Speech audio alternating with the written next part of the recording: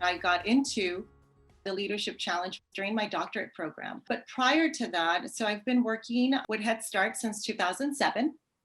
And during my tenure with Head Start, was able to work with many different programs and was able to see as a compliance monitor at one point during that time, just the importance that leadership had on the quality of service delivery and also overall morale. I saw there was a gap in the literature. So there's a lot of research on leadership with principals, leadership in higher education, and so forth, but not much in terms of leadership in preschool or Head Start. When I read Kuz and Posner's Leadership Challenge, there was something about it. And so I researched and I researched even more and felt that this was really something that could be applied to Head Start. And so my dissertation was specifically looking at the application of the leadership challenge in Head Start. So my study was a qualitative study where I was able to interview different directors as well as teachers because I was really interested in learning about the perceptions of those of current Head Start leaders and practitioners, as well as the perceptions of the instructional staff in terms of how they defined leadership. And what I found was just how the 5 practices that Kuz and Posner referred to can be applicable in Head Start. And so that's what really drew in terms of me being able to research and apply it. And now, as a current practitioner, I am able to apply that on a day-to-day basis in terms of the work that I do.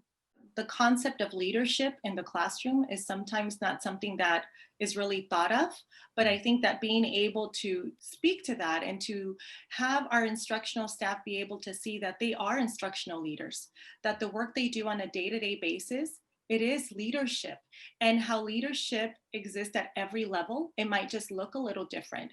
But what I have found is that with the leadership challenge, the 5 practices are the manner in which you apply them. It's something that can be applied at every level. It's very sophisticated, but in very simple terms.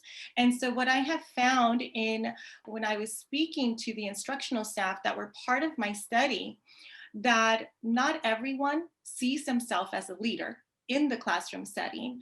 And when we had more dialogue and more conversation and talked about the 5 practices, went over the adapted version of the LPI, there was that aha moment in terms of how leadership does exist at that level, but also understanding overall leadership and some of the qualities that were very important. And what I was able to see in from my findings was just how it applies to every single practice. We know that we provide school readiness services, that we provide integrated services, but what is our end goal? And so what I have found in my experience as a practitioner is us being able to start with the why, which is the vision. Why are we all here? And regardless of our position or what title we have, that we all play an integral, very important part in being able to accomplish that goal. And so what I have found is that being able to have that conversation where we all know, we all share that same common goal. And so, you often hear, begin with the end in mind. And so we all know in Head Start what the end is, what we really ultimately want. But that's really part of the vision. And I think that sometimes when you ask, okay, so what is our vision? It can become something very big and a bit overwhelming. But I think once we really start to dig into a little bit more and really the why, I think that staff are able to say, oh, okay, yes, I know that's what my purpose is. I feel that leadership will be more than ever just so important.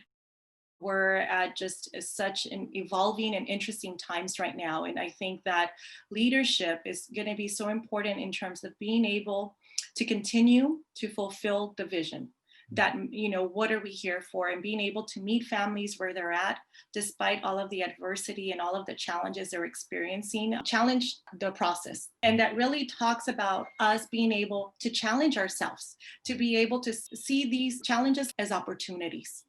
And I think that for myself, this is the true test, because I think this is really about being able to challenge the process and being able to see this as opportunities. And how do we continue to remain committed, yet flexible and adaptable and creative, so that we're able to meet families where they're at, in order to be able to get them to where we need them to be.